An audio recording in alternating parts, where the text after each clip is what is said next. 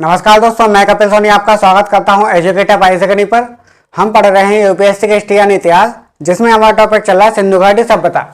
तो सिंधु घाटी सभ्यता की हमारी कुछ क्लास पहले भी हो चुकी है और इसमें हमने पिछली क्लास में डिस्कस किया था कि सिंधु घाटी सभ्यता के लोगों का आर्थिक जीवन कैसा था।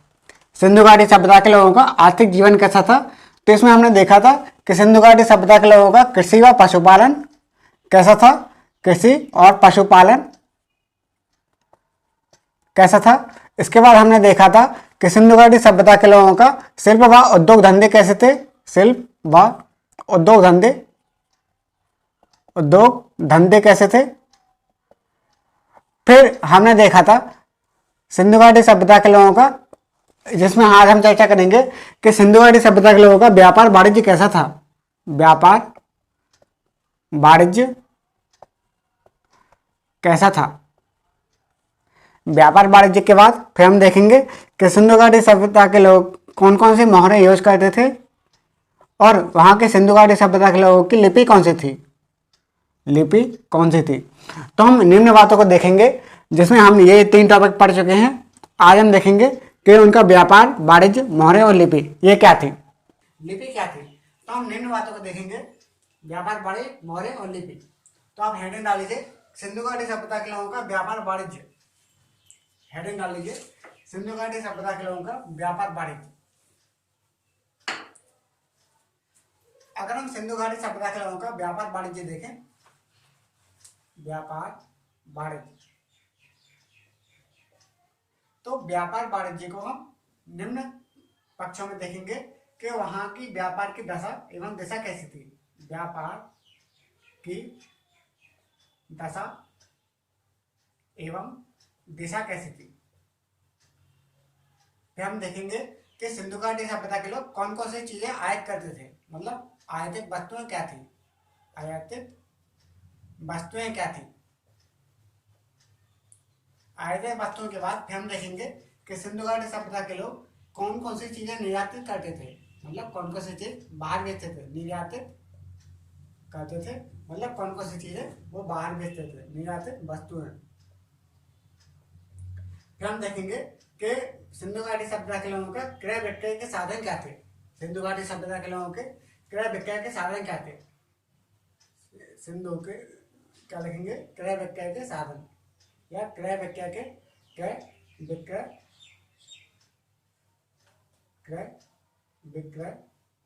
के माध्यम क्या थे।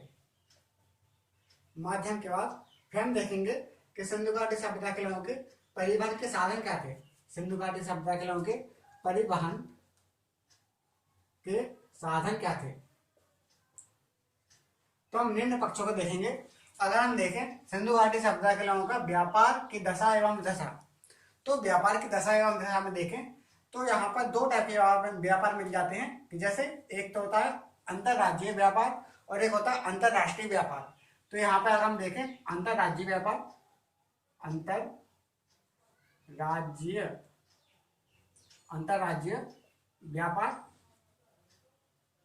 अंतरराज्यीय व्यापार और दूसरा मिल जाता है अंतरराष्ट्रीय व्यापार।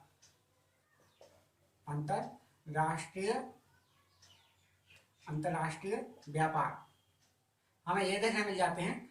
तो जहां अंतरराष्ट्रीय व्यापार देखते हैं, अंतरराज्यीय व्यापार, तो अंतरराज्यीय व्यापार में हमको मतलब इसका मतलब ये है कि इसके क्षेत्र के अंदर, हड़प्पा सभ्यता के अंदर, क्षेत्र के अंदर इनका व्यापार कैसा था, कहाँ कहाँ से व्यापार हो रहा था।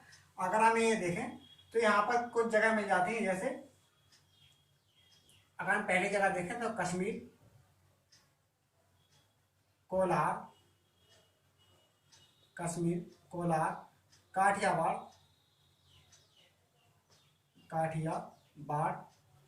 कश्मीर, कोलार, काठियावाड़, बलूचिस्तान। तो ये क्या है, ये अंतरराज्यीय व्यापार में शामिल थे। मतलब यहाँ की एक खासियत थी कि कोई जगह किसी पर्टिकुलर वस्तु के लिए बहुत फेमस थी। यहाँ की कोई जगह किसी पर्टिकुलर वस्तु के लिए बहुत फेमस थी, तो यहाँ से इसका व्यापार हो रहा था। मतलब कोई जगह किसी विशेष वस्तु के लिए फेमस थी। अगर हम देखें सिंधु घाटी सभ्यता के लोगों का आर्थिक व्यापार कैसा था, आर्थिक व्यापार में अगर हम देखें तो आर्थिक व्यापार को हम निम्न पक्षों में देखेंगे। जैसे अगर हम इनका आर्थिक व्यापार देखें तो यहाँ पर आता है जैसे मिस्र से व्यापार, मिस्र से व्यापार मतलब अंतरराष्ट्रीय व्यापार। हड़प्पा सभ्यता के बाहर, हड़प्पा सभ्यता के बाहर विदेशों में कहाँ कहाँ व्यापार था, मिस्र से व्यापार। फिर हम देखते हैं मिस्र से व्यापार के बाद यहाँ पर हम देखते हैं यहाँ पर मेसोपोटामिया व सुमेरियन। यहाँ पर क्या है, मेसोपोटामिया, मेसोपोटामिया, मेसोपोटामिया, मेसोपोटामिया, या फिर यहाँ पर मेसोपोटामिया या सुमेरियन, या सुमेरियन, मेसोपोटामिया या सुमेरियन यहाँ पर देखने मिल जाता है। फिर यहाँ पर अगर हम देखें तो फारस से व्यापार, फारस से व्यापार, फारस से व्यापार के बाद फिर मिल जाता है अफगानिस्तान व ईरान के साथ व्यापार, अफगानिस्तान, अफगानिस्तान व ईरान से व्यापार, ईरान से व्यापार, अफगानिस्तान व ईरान से व्यापार। तो क्या अंतरराष्ट्रीय व्यापार निम्न कैसे थे। इससे पहले आप मेरे वीडियो को, मेरे यूट्यूब चैनल को सब्सक्राइब एंड शेयर कीजिए और बेल आइकन को प्रेस कीजिए ताकि आने वाले वीडियो की आपको नोटिफिकेशन मिल जाए। तो आइए हम देखते हैं मिस्र से व्यापार। जैसे हम मिस्र से व्यापार देखते हैं तो यहाँ की एक बहुत खास बात है जो मम्मी का मॉडल है। यहाँ से मिस्र से व्यापार के रूप में अगर हम देखें तो गुजरात से एक मम्मी का मॉडल मिला है, मम्मी का मॉडल मिला है, मम्मी का मॉडल, जो यहाँ की मिस्र की बहुत अच्छी विशेषता है। मम्मी का मॉडल मिला है, मॉडल मिला है। और यहाँ पर हम देखें तो मेसोपोटामिया, तो यहाँ पर मतलब मिस्र की क्या है कि गुजरात से मम्मी का मॉडल मिला है, तो मतलब मिस्र से भी हमारा व्यापारिक संबंध अच्छा था। और यहाँ पर अगर हम देखें मेसोपोटामिया या सुमेरियन, तो मेसोपोटामिया सुमेरियन में देखते हैं कि यहाँ पे कुछ नगर थे जहाँ पे हड़प्पा कालीन मोहरें मिली हैं। अब वो नगर कौन कौन से थे, जैसे अगर हम देखें नगर तो उर के बाद किश लगस, उर्किश लगस, आता है टेप्पर, उर्किश लगस टेप्पर, उर्किश लगस टेप्पर। फिर इसके बाद हमारा आता है उर्किश लगस टेप्पर के बाद तेल असर, तेल असर, तेल असर, उर्किश लगस टेप्पर। फिर आता है टेल असर, और टेल असर के बाद आता है निप्पुर, निप्पुर, निप्पुर के बाद फिर हमारा आता है, निप्पुर के बाद फिर आता है हमा।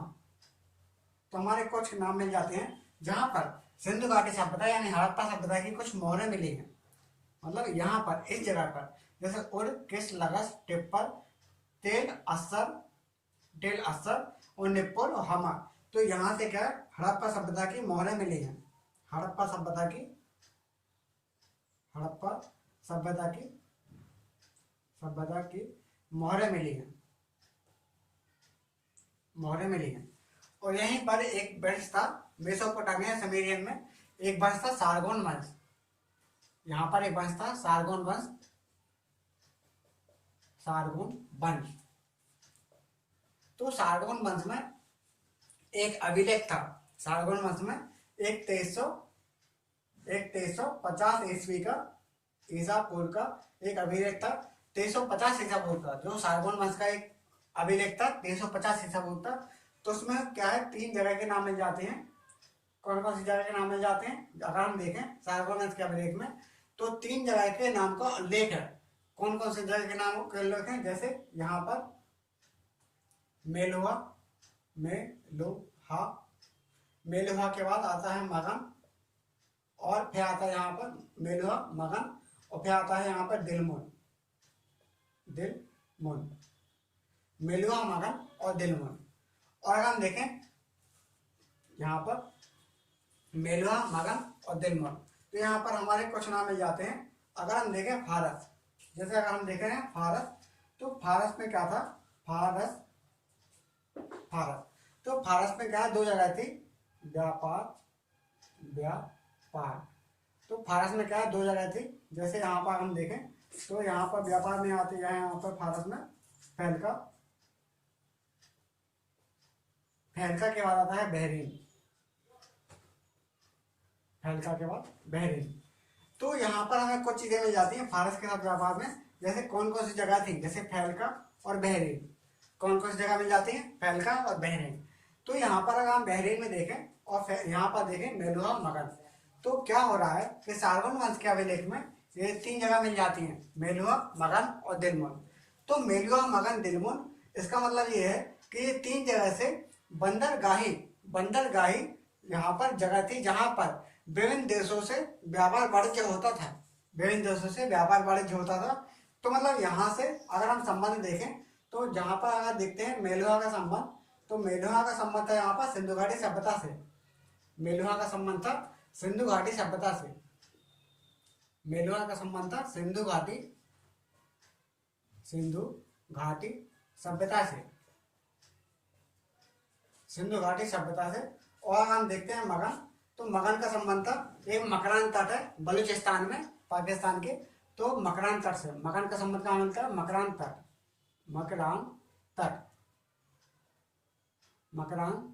तो मकरान तट से संबंध मिल जाता है।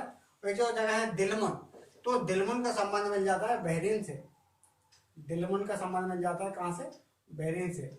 मतलब ये क्या है, ये आपस में जुड़े हैं। जैसे मेसोपोटामिया या सुमेरियन सभ्यता में एक अभिलेख है सारगोन का अभिलेख, तो सारगोन का अभिलेख कब का है, 2350 ईस्वी का उठा, मतलब जो वहाँ के एक राजा थे अक्काट, तो अक्काट ने अपने अभिलेख में तीन जगह का उल्लेख किया है। कौन कौन सा, मेलुहा, मगध और दिलमुन। तो मेलुहा का संबंध कहाँ से, सिंधु घाटी सभ्यता से है। मतलब क्या है कि क्या है, बंदरगाही जगह है, जैसे मेलुहा, मगध और दिलमुन। तो ये क्या है, बंदरगाही जगह है जहाँ पर इन जगह से आयात निर्यात होता था, मतलब व्यापार वाणिज्य यहाँ से होता था। तो यहाँ पर अगर हम देखें मेलुहा, मगध और दिलमुन, तो यहाँ पे जो मगध है, मगध को कहाँ से संबंध था, मकरान तट, जो कहाँ पर है, पाकिस्तान में। और एक आई थी दिलमुन, तो दिलमुन का संबंध था यहाँ पर बहरीन से। और बहरीन के अगर हम देखें तो कुछ नाम थे, बहरीन के अगर हम नाम देखें तो यहाँ पर इसको सूर्योदय का देश बोलते थे, जो बहरीन है। तो बहरीन को हम बोलते थे सूर्योदय का देश, सूर्योदय का देश।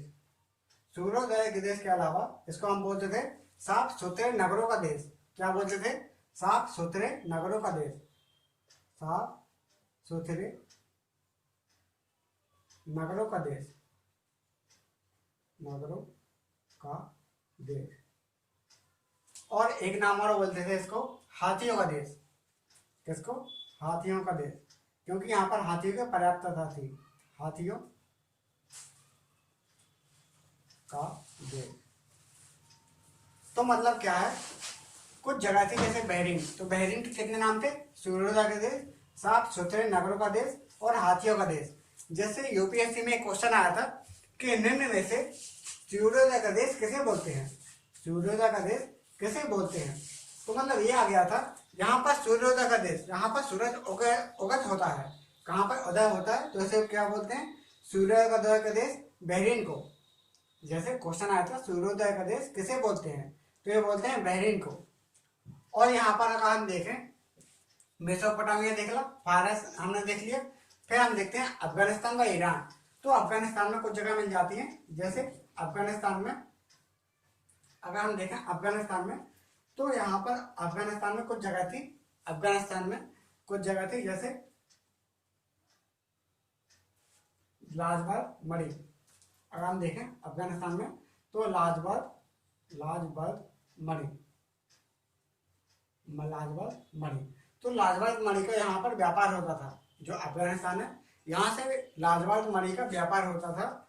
और अगर हम देखें ईरान, तो ईरान से सोना, चांदी और फिरोजा, इसका व्यापार होता था। सोना, चांदी और व्यापार, सोना चांदी का फिरोजा का व्यापार होता था। मतलब कौन कौन सी है, सोना, चांदी और फिरोजा। तो मतलब ये तीन चीजों का यहाँ पर व्यापार होता था। और भी कई चीजें हैं जैसे ईटीसी, इसके अलावा भी कुछ चीजें हैं तो उनका व्यापार होता था। तो यहाँ पर अगर हम इसको दोबारा से रिवीजन करें कि सिंधु घाटी सभ्यता के लोगों का व्यापार वाणिज्य इस पर टिप्पणी लिखिए। जैसे मान लो क्वेश्चन आ गया कि सिंधु घाटी सभ्यता के लोगों का व्यापार वाणिज्य कैसा था, इस पर टिप्पणी कीजिए। तो व्यापार वाणिज्य को हम निम्न वाक्य में देखेंगे, जैसे व्यापार की दशा एवं दिशा, आयातित वस्तुएं, निर्यातित वस्तुएं, क्रय विक्रय के माध्यम और परिवहन के साधन। तो अगर हम देखें व्यापार की दशा एवं दिशा, तो ऐसे हम देखते हैं अंतर्राज्यीय व्यापार। अंतर्राज्यीय व्यापार में मतलब अंदर से व्यापार। और एक चीज और बात ध्यान रखना कि यहाँ का व्यापार वाणिज्य सिंधु घाटी सभ्यता के लोगों के पक्ष में था, मतलब धनात्मक था, धनात्मक था। सिंधु घाटी सभ्यता के लोगों का व्यापार धनात्मक था, मतलब हमारे पक्ष में था। और अंतर्राज्यीय व्यापार कहाँ से था? कश्मीर, कोलार, काठियावाड़, बलूचिस्तान। कश्मीर, कोलार, काठियावाड़, बलूचिस्तान, मतलब यहाँ की कोई विशेष वस्तु बहुत फेमस थी, वहीं से निर्यात करी जाती थी। और अगर हम देखें अंतर्राज्यीय व्यापार, तो अंतर्राज्यीय व्यापार में अंतर्राष्ट्रीय व्यापार, ये क्या है? अंतर्राष्ट्रीय व्यापार, यह अंतर्राज्यीय व्यापार। तो अंतर्राष्ट्रीय व्यापार में मिस्र से व्यापार अगर हम देखते हैं तो गुजरात से मम्मी का मॉडल मिला है। और मेसोपोटामिया या समेरियन सभ्यता से हमें कुछ जगह मिली जहां पर हड़प्पा सभ्यता की मोहरें मिली हैं। हड़प्पा सभ्यता की मोहरें जैसे वर्गाकार, आयताकार, तो ये मोहरें मिली हैं। और किस लगस टेप पर टेल अस्तर निपुण हमा, तो यहाँ से हड़प्पा सभ्यता की कुछ मोहरें मिली हैं। और देखें फारस से, और यहाँ पर मेसोपोटामिया में एक सारगोन वंश था। सारगोन वंश का 2350 ईसा पूर्व का एक अभिलेख है। तो अभिलेख में 3 जगह के नाम है, मेलुआ, मगन और दिलमुन। तो मेलुआ, मगन, दिलमुन, तो मेलुआ का संबंध कहाँ से था? सिंधु घाटी सभ्यता से था। मगन का संबंध कहाँ से था? जो मकरान तट है उससे था। और जहाँ पे आता है दिलमुन, तो दिलमुन का संबंध कहाँ से था? बेरिन से था, बेरिन से था। तो जैसे आगे कभी क्वेश्चन आए कि निम्न में से कौन सा बहरीन के साथ संबंध रखता है? दिलमुन। और बहरीन का नाम क्या क्या है? जैसे सूर्योदय का देश, साफ सुथरे नगरों का देश और हाथियों का देश। फिर आता है अफगानिस्तान, तो अफगानिस्तान से लाजपत मणि, लाजपत मणि, ये इससे व्यापार होता था लाजपत मणि का। और ईरान से सोना, चांदी, फिरोजा, इसका व्यापार होता था। अगर हम देखें कि सिंधु घाटी सभ्यता के लोगों का आयातित वस्तुएं क्या थी, अगर हम देखें सिंधु घाटी सभ्यता के लोगों की आयातित वस्तुएं,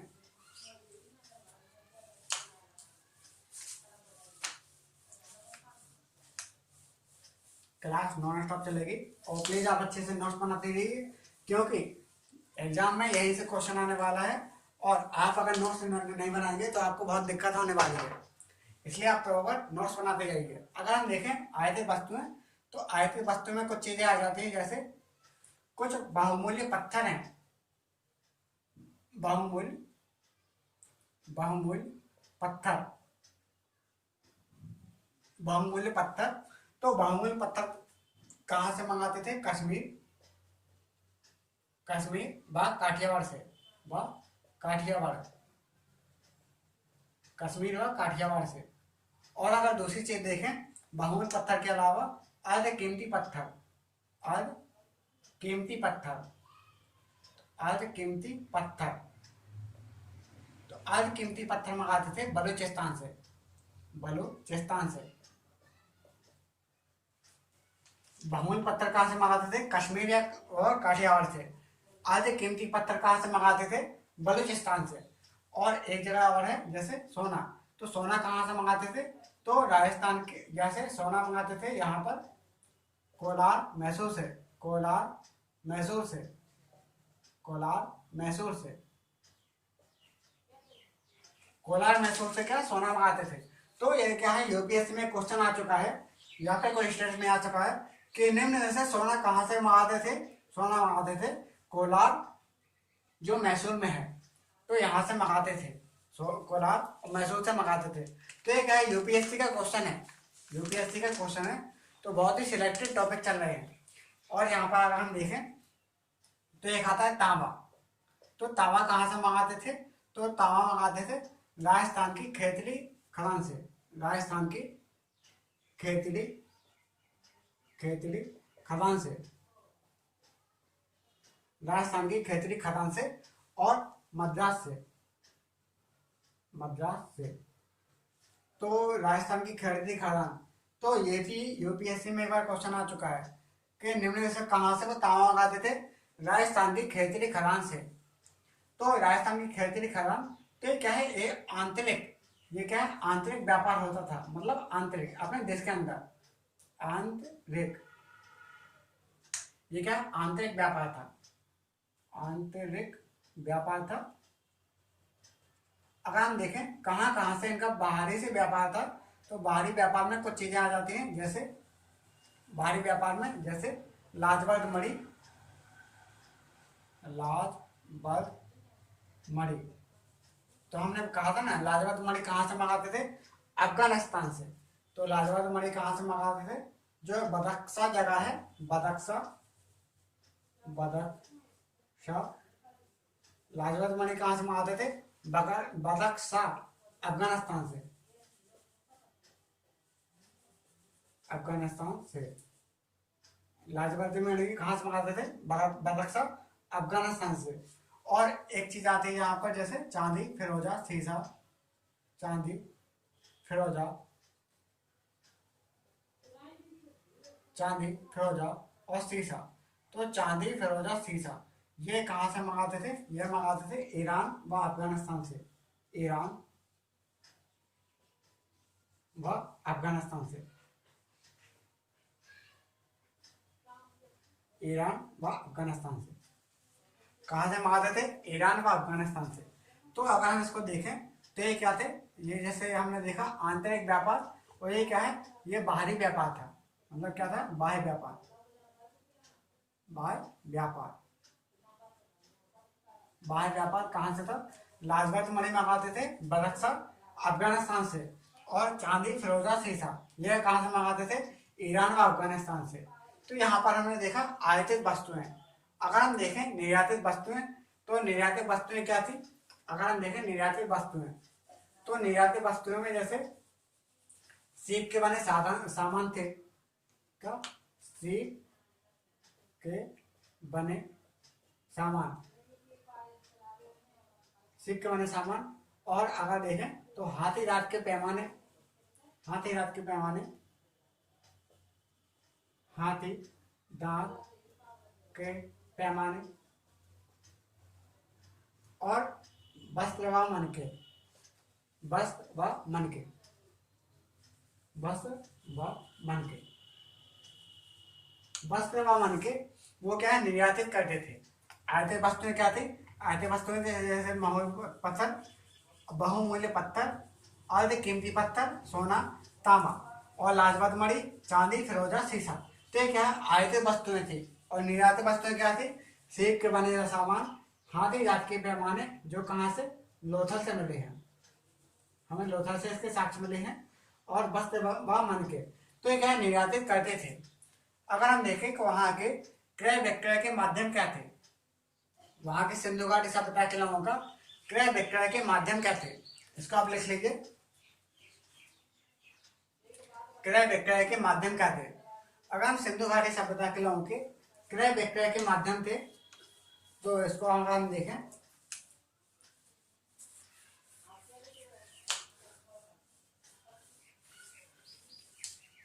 इसको प्रॉपर नोट्स बनाते रहिए, क्योंकि बहुत ही इंपॉर्टेंट टॉपिक चल रहे हैं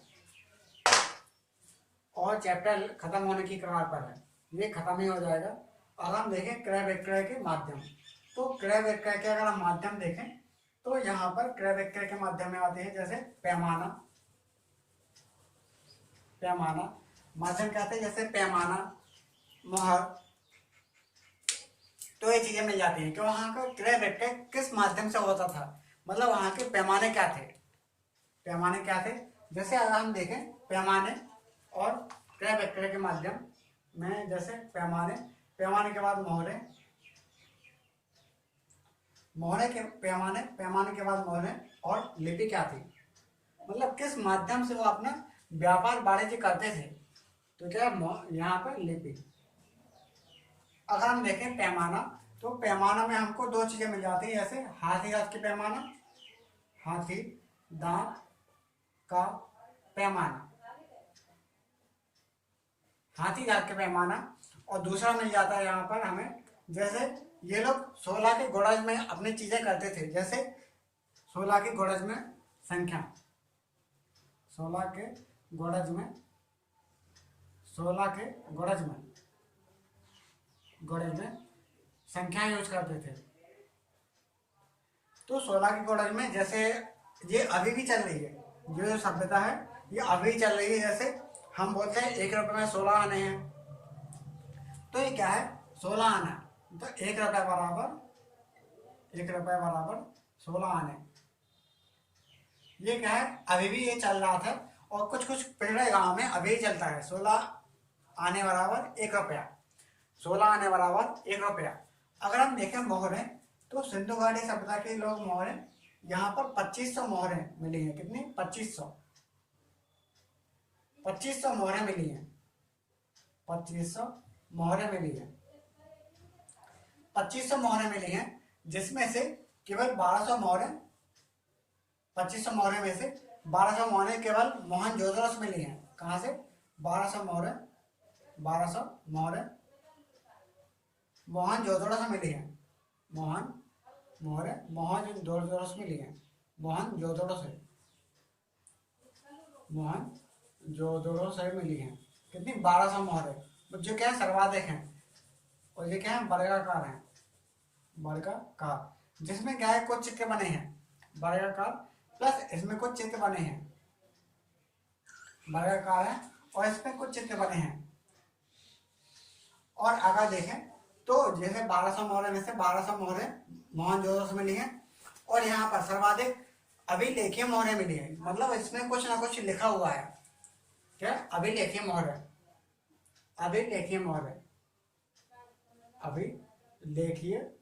मोहरें मिली है। अभिलेखीय मोहरें, तो अभिलेखीय मोहरें जिसमें कुछ ना कुछ लिखा हो, तो ये कहाँ से मिली है? ये मिली है हड़प्पा से। ये कहाँ से मिली है?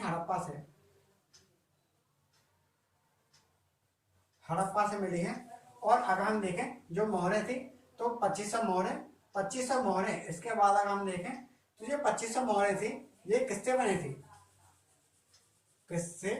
बनी थी?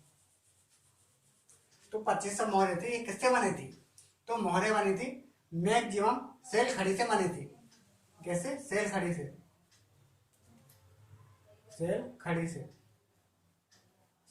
से बनी थी।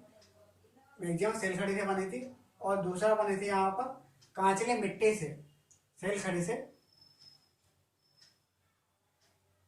किससे बनी थी? सेल खड़ी से। और दूसरा कांचली मिट्टी से। कांचली मिट्टी से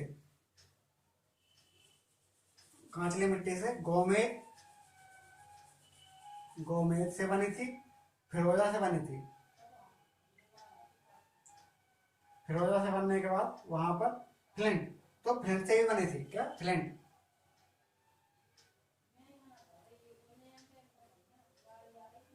गोमेद, फिरोजा और फ्लिंट, तो इससे बनी थी।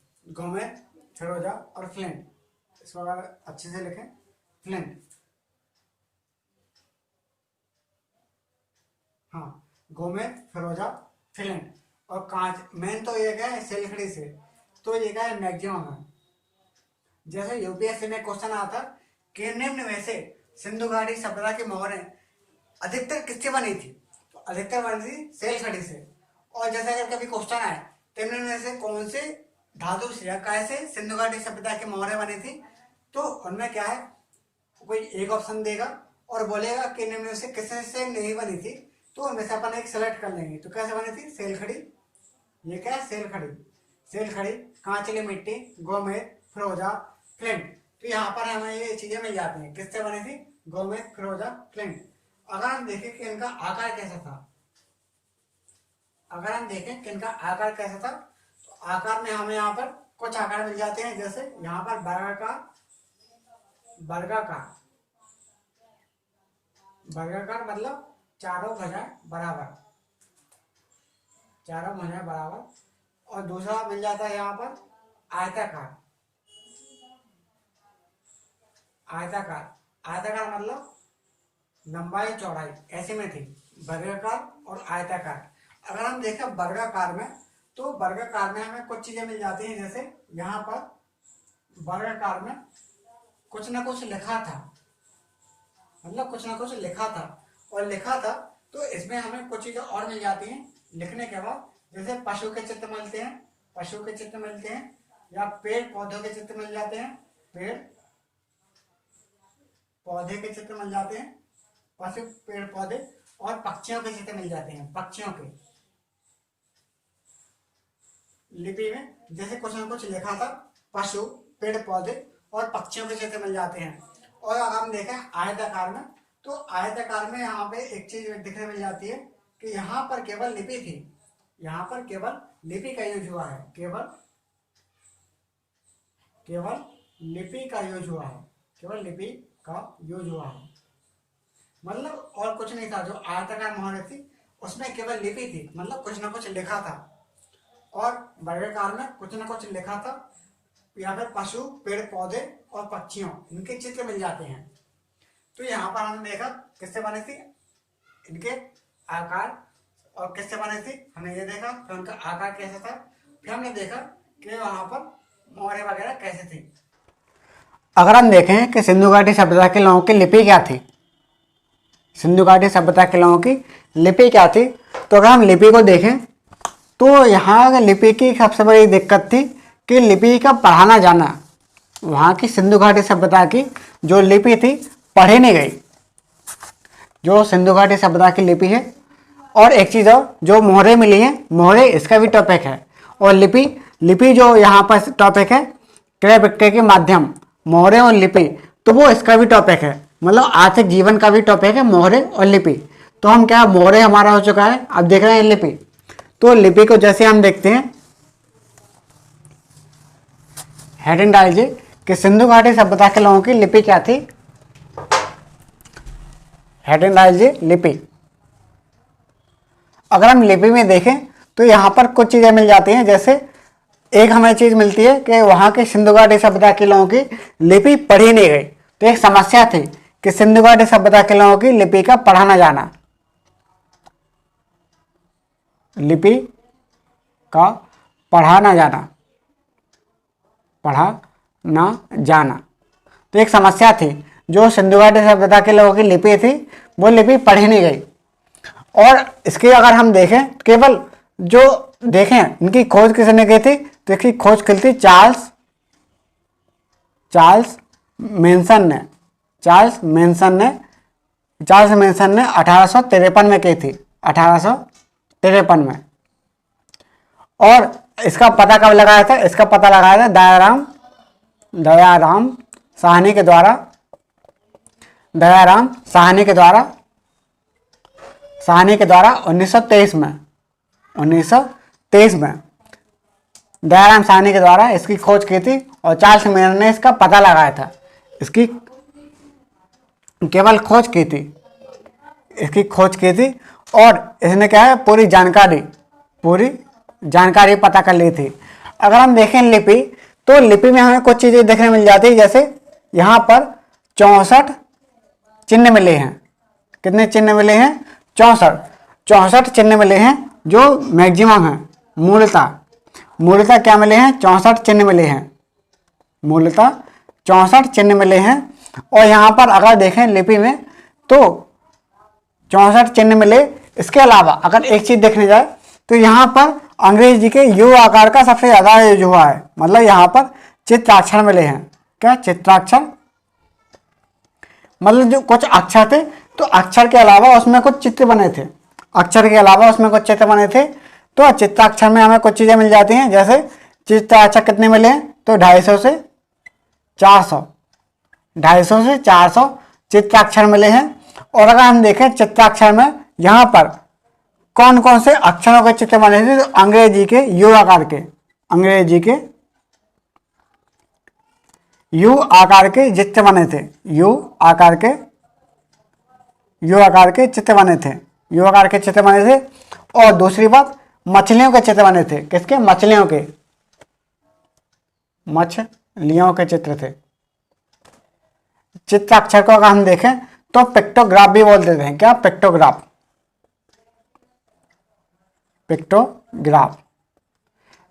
बोल देते हैं। चित्राक्षर कितने हैं? 250 से 400।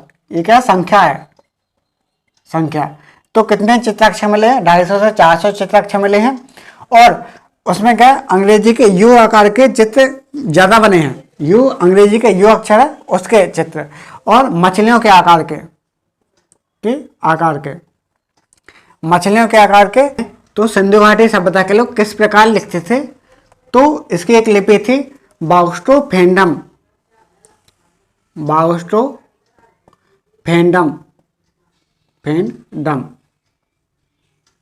बाउस्ट्रोफेंडम या फिर गोमूत्रिका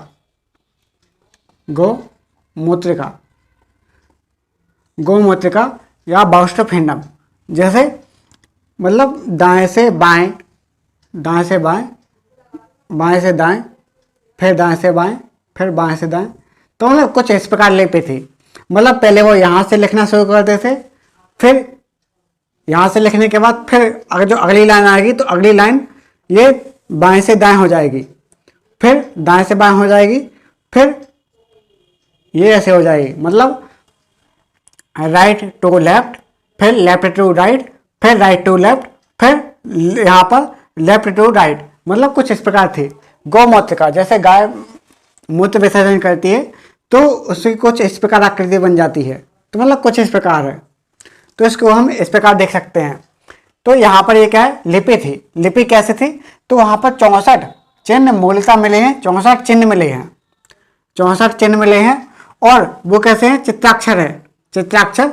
तो चित्राक्षर में क्या है, अंग्रेजी के यू आकार का सबसे ज़्यादा यूज हुआ है। जैसे यूपीएससी में एक बार क्वेश्चन भी आया था कि सिंधु घाटी सभ्यता के लोग जो लिपि यूज करते थे तो उसमें अंग्रेजी के किस अक्षर का यूज हुआ है, किस अक्षर का?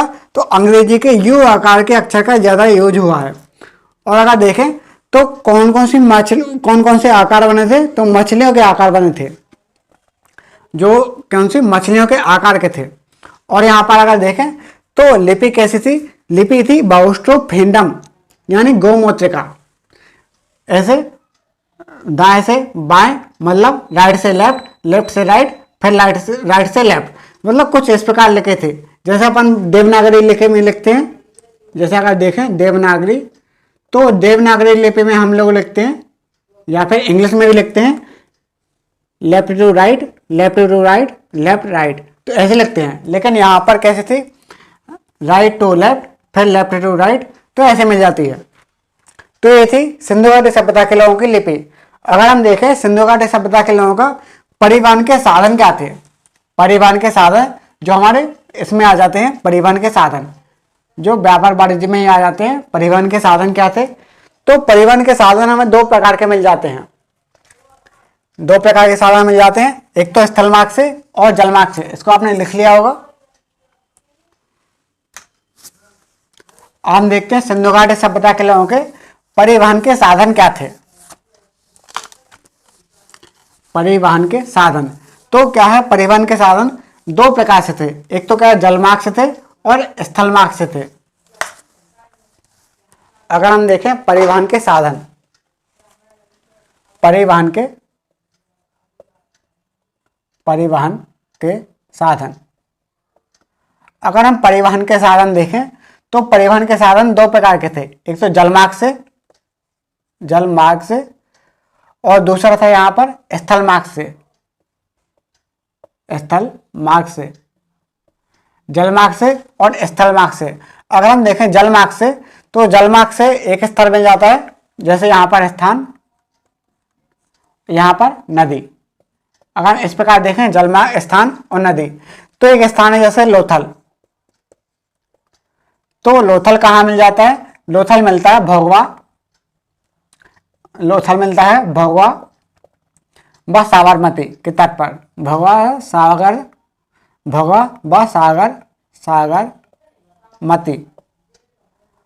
सागरमती के तट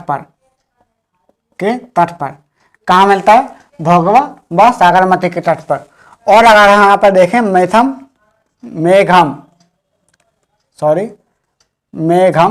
तो मेघम कहाँ मिलता है? मेघम मिलता है यहाँ पर नर्मदा नदी के तट पर, नर्मदा के तट पर।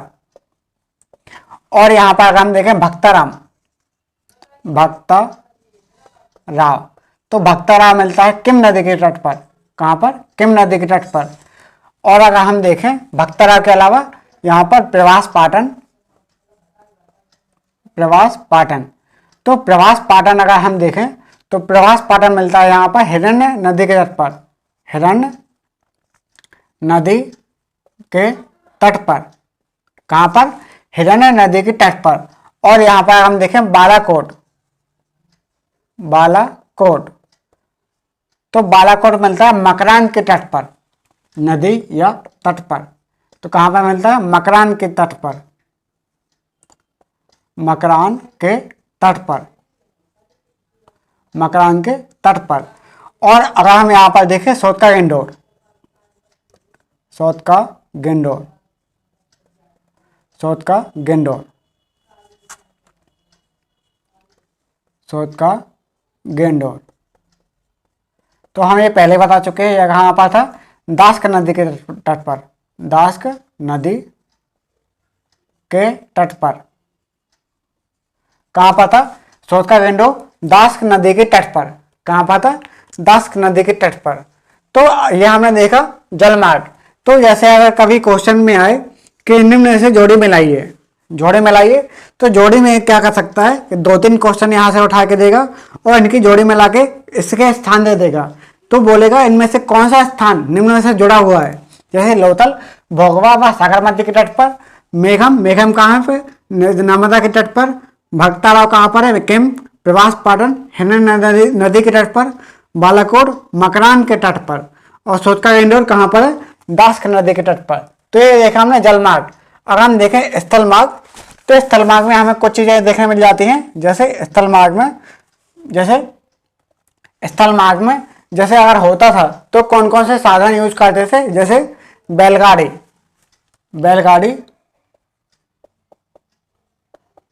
व तांबे की एक गाड़ी, तांबे की इक्का गाड़ी, तांबे की इक्का गाड़ी,